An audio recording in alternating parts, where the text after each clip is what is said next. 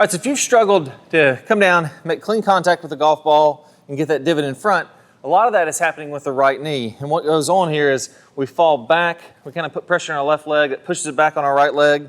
My right knee stays back, and I end up having to almost like flip to even be able to reach the golf ball. It looks something like this, where I just cold chunked it, and my right knee stays back here versus my right knee coming on through toward the target. And that right knee coming through allows me to get that divot in front, hit through that golf ball, and that's exactly what I'm going to show you as part of a drill that we're going to do. So it's the easiest drill in the world. Once you get this down, it's going to be very simple to hit that ball first every time and then take the divot in front. Now on top of that, I'm going to share with you one of my top training aids that makes it really great for feedback. You don't have to have the training aid. I'm going to show you how to do it with and without this training aid. I'm also going to show you some research that I've done with looking at dozens of professional players and what I found out with their left ear and getting to that great feeling of impact. And once you feel that, it makes it a ton easier too. So this is kind of the complete guide that if you watch this, you do the drills, the super simple drills that I'm going to teach you here. It's going to be very easy to make sure you hit that ball first and then get the divot in front every single time.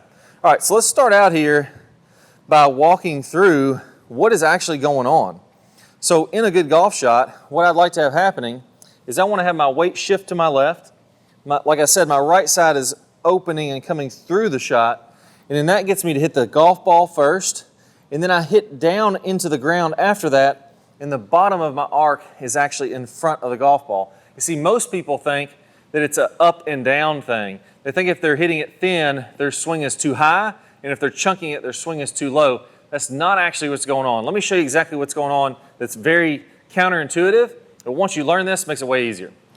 All right, so I've zoomed in here, and here's what's supposed to be happening.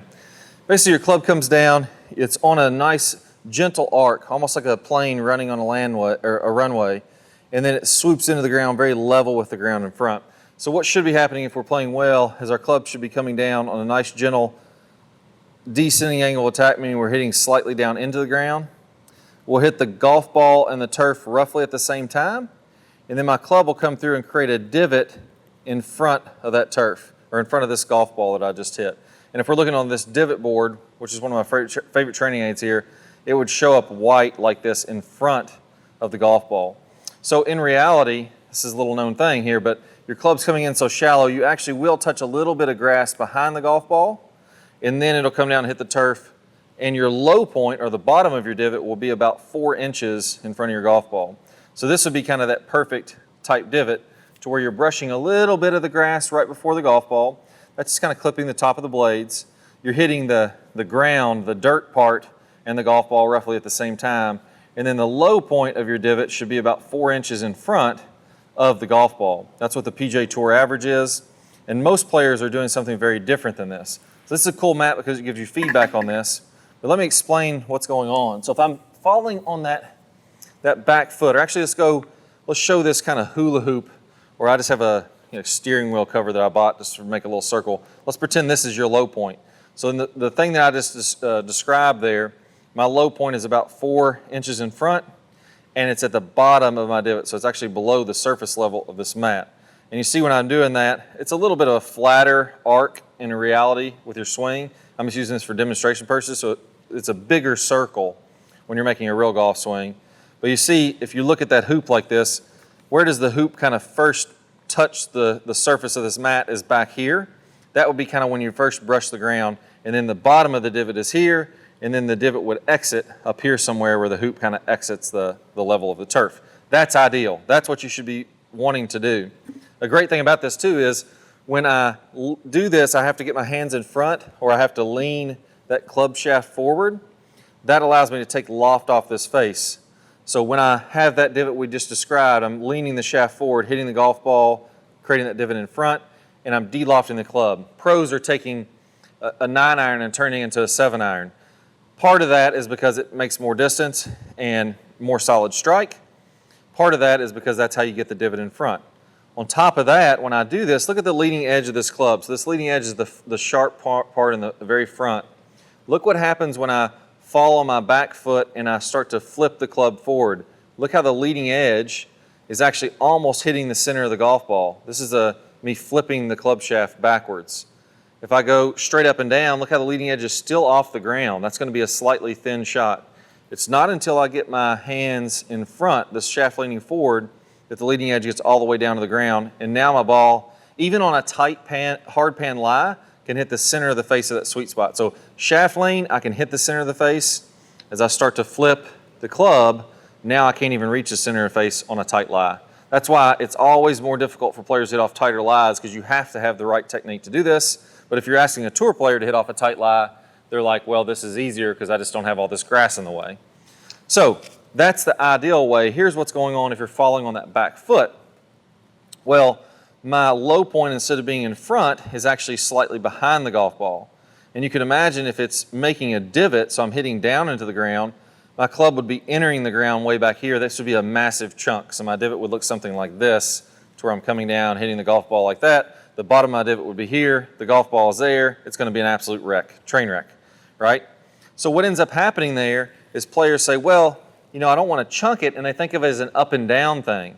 So what ends up going on is you raise your entire arc up to where you're barely even brushing the grass at your low point. Well, the problem is your club is already moving back up as it's hitting this golf ball. So if you imagine the leading edge is going to the bottom of the swing here, and then it's working its way back up, well, that's going to thin this golf ball. So the leading edge here, whoops, grab my golf ball back here a second. Got to run away. So my leading edge here is coming down, reaching the low point. We don't want to chunk it, so we barely miss the ground, and then it's working back up into the golf ball, and it's being slightly thin. Add insult to injury, the shaft is usually leaning back slightly instead of forward, and now the leading edge is way up off the ground. It's a slightly thin shot, even if I barely miss the ground.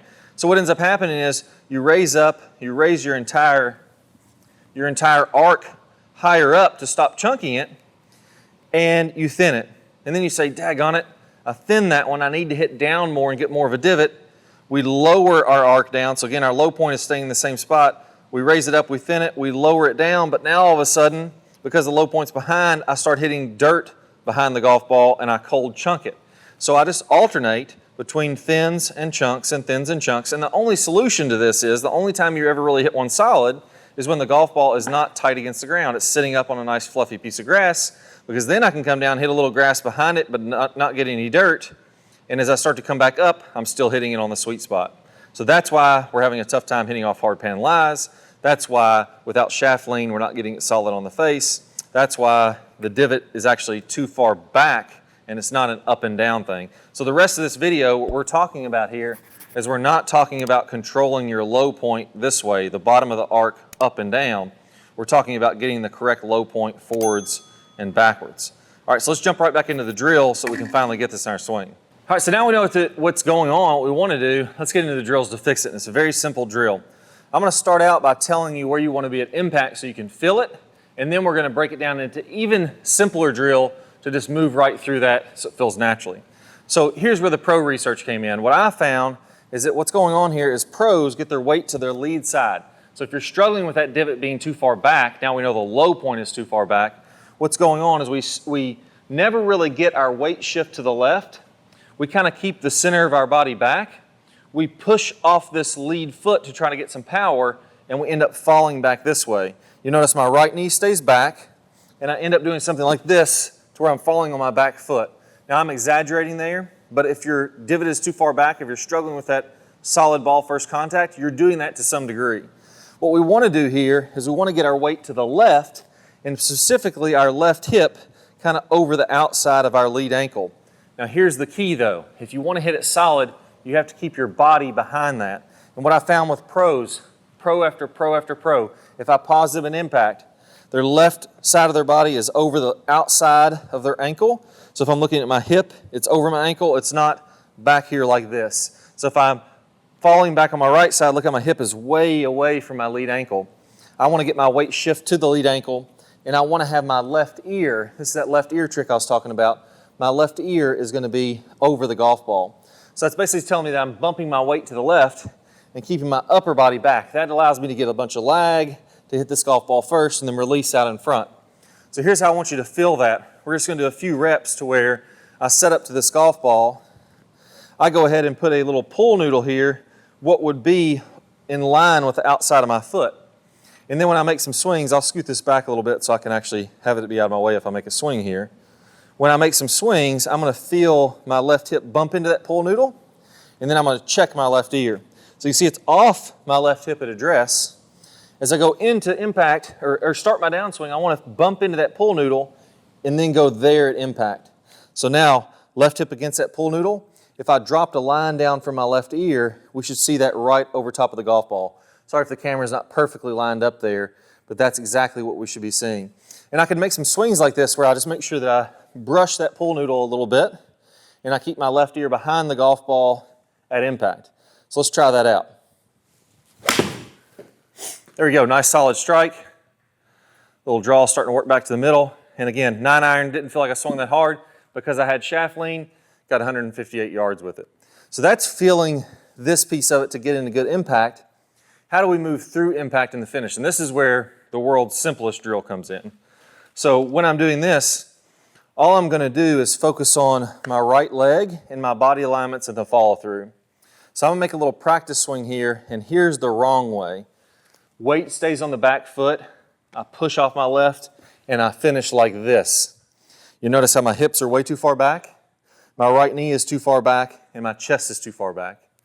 Here's what we want to do. Do 10 practice swings of each one. Piece number one, we're going to focus on the right knee. We're going to make a little swing. We're going to come through the swing. I want to feel like my right knee is in line with my left knee. My foot is straight up and down, and I'm balanced over that left leg. I'm going to do 10 swings like that. So again, this would be incorrect. This would be the correct way. And again, all that's doing is, as my body shifts forward, that's getting my low point farther in front. Again, remember, up and down is not what controls chunks and thin shots. It's getting the divot in front to be able to control those chunks and thins. Second piece, after we've done 10 reps of that, I'm going to focus on my belt buckle. As I go up the chain, as I finish, belt buckle should be in front of my left leg also. So I don't want to do this. I bet you've seen this before. Right? I stay bent down like that. My belt buckle's way behind my lead leg. I want to be here, belt buckle in front of my lead leg. 10 reps doing that. Third piece, right shoulder. As I come through, I'm making sure my swing is coming from the inside. I don't want to be right shoulder going out that way. I want to come from the inside. And then my right shoulder is finishing toward the target. I'm going to give you a little bonus drill here. If you tend to come over the top, put a pole across your shoulders. I got a broomstick here so you can really see it. If I'm trying to get my right shoulder forward and I'm going to be over the top, this broom is going to be more level with the ground. That's going to be this club coming out this way. If I do it the right way, as I rotate, I'm on this plane or this angle. So the broom is pointing toward my golf ball in the backswing. As I make my downswing, the broom points toward the golf ball there, and then it comes all the way forward to where it's in front of my hip as I finish.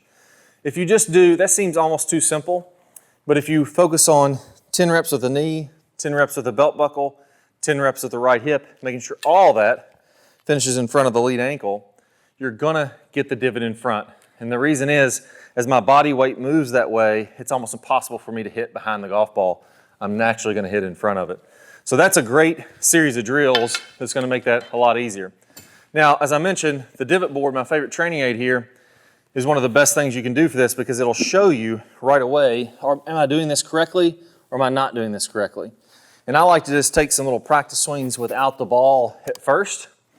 So I'd even remove this, and I'm just working on right knee, right hip, right shoulder, all that we just did. And you'll notice when I finish in the right way, it almost got my divot a little too far forward there, way up in front of the golf ball. So if anything, you may even go a little too far forward, which actually that wouldn't be a bad shot. I'd probably, catch it a groove on the thinner side, but that would be definitely in play. But I'll just do 10 or 15 of those until I get it right on that ball in the center, just like this.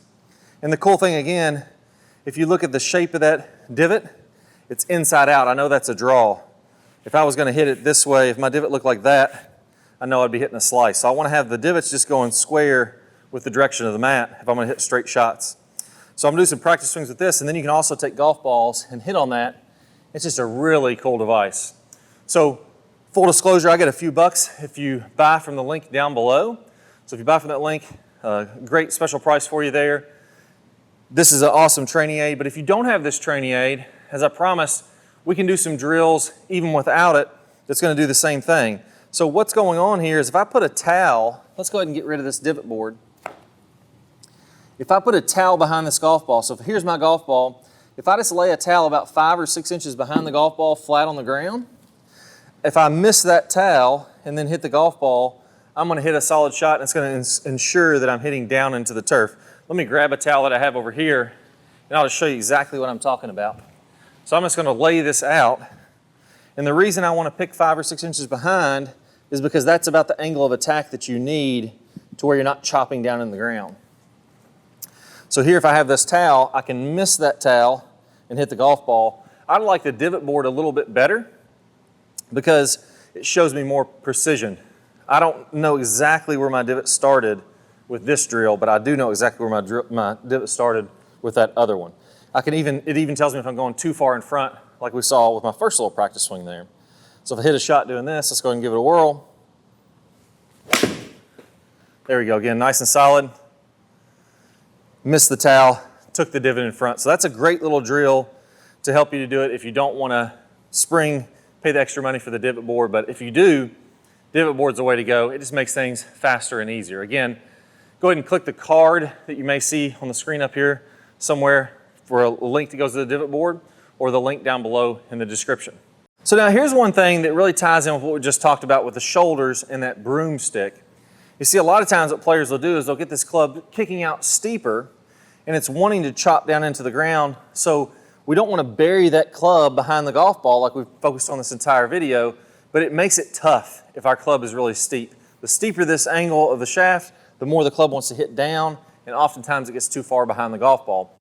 When you're looking with the pros, when they shallow it out from the inside, now it's coming on a much more level with the turf angle, and it makes it easier as I get my divot farther and farther in front to not be chopping down into it. So it's kind of, you can still get clean contact with the drills I just worked on. With a steep shaft, it's just a whole heck of a lot harder. Maybe you get 2 or 3 out of 10 versus 10 out of 10. Well, I have a secret for you that talks about the start of your transition and how that's causing you to mess up this divot down at the bottom of the swing. And once you pair this with what we just talked about here today, it's going to be the perfect match for it. So let me play a preview of that video here in 1 second. You're going to be really surprised on the start of the downswing move that I mentioned. It's going to make total sense to you, and it's going to make it way easier to do everything we just went over. So just go ahead and click the card that pops up on your screen. If you don't see one of those cards, don't worry, just go down to the link below in the description and you get instant access to that video. Best of luck. Let's go and get started. Now the bottom line is that if you pull this club down to ring that bell or pull the hands more from the inside, what's going to happen is you start to rush your downswing from that pulling, and that can throw off your sequence. And we all know that once your sequence gets off, that is going to be the root cause of all your problems. Now, maybe you're being outdriven way too often, or you're terribly inconsistent with your strikes. Some of your shots are heavy, some of them are thin, some of them are off the toe, and then the next ones are way off the heel. Now you end up way over in the trees, you're in the tall grass, or maybe even the hazards all day long, and it really comes down to this. Clay, how in the heck do we fix it? Well, there's some good news. Well, there's only 2 things that you need to learn.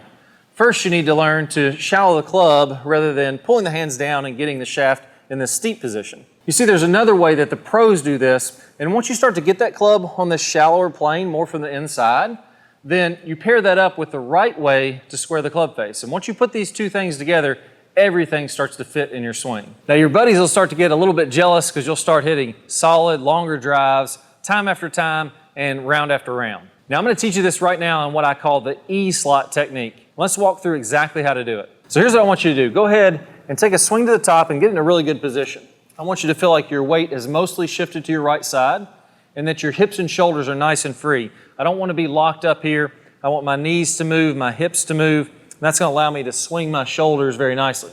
Now, one thing that most people get wrong when they swing to the top is they don't get this tilt away from the target. So instead of being straight up and down or leaning to the left, I want to be slightly tilted away in what I call the stable fluid spine in my top speed golf system.